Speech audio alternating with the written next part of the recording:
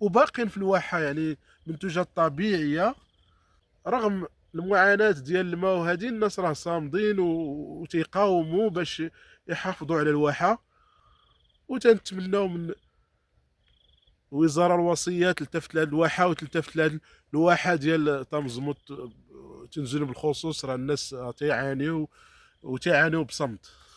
والحمد لله هاد التربة ديال الواحة، يعني الناس ديال التجارب لقاو بان الواحة اي حاجه تديرها والا تتعطي الانتاج ديالها. ولكن ملي تتكون كبيره الفصه تتكون عاوتاني خاص دار ليها هذوك الرشاشات الكبار، تداروا رشاشات كبار بالسقي بالتنقيط.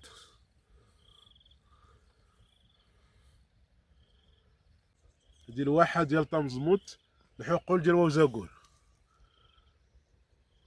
الواحه ديال طمزموت تنزولين. حقي كي كنسبت غا ولاد انا الرشاشه الفضاء هذا الصحراوي من الواحه ديال طمزموت.